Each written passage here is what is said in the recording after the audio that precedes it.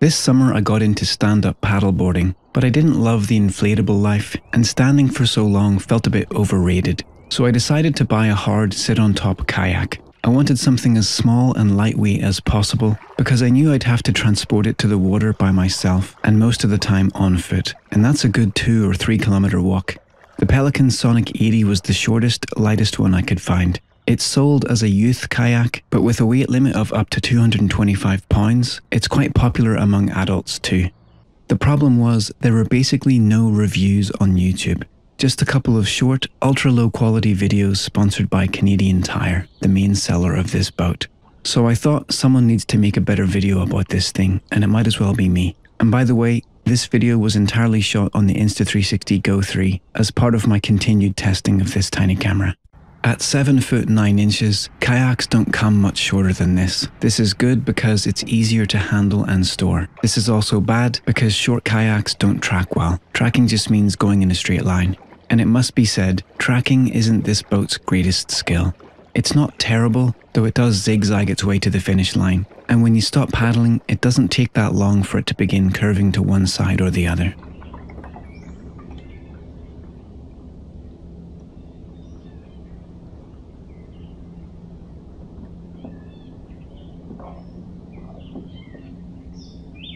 This doesn't bother me though, because by giving up great tracking, what you get in return is excellent maneuverability. This boat can turn on a penny.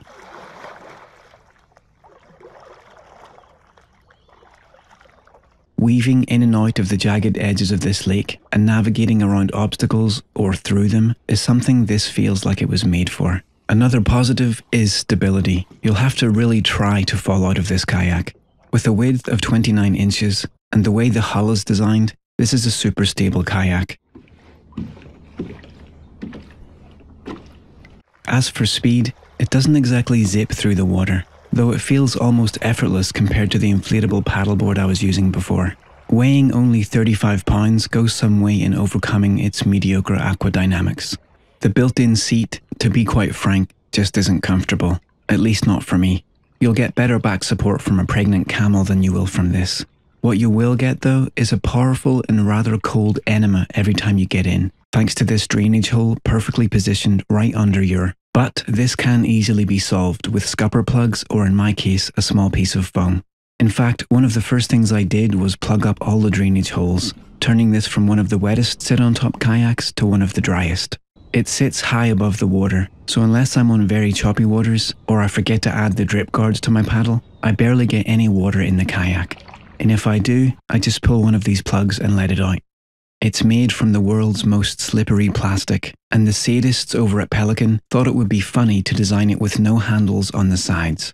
So, while moving it around without help should have been easy because it's so short and light, the lack of anything to grip on the sides means it's actually quite difficult. I added some aftermarket handles and now lifting it is a piece of kayak. I also added a better seat, which dramatically improved the comfort. I once heard someone say, any kayak that gets you out on the water is a great kayak.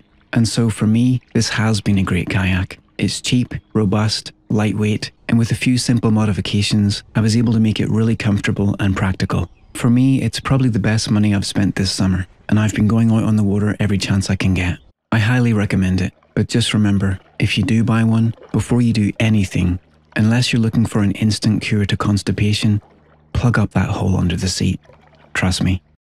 Thanks for tuning in. See you next time.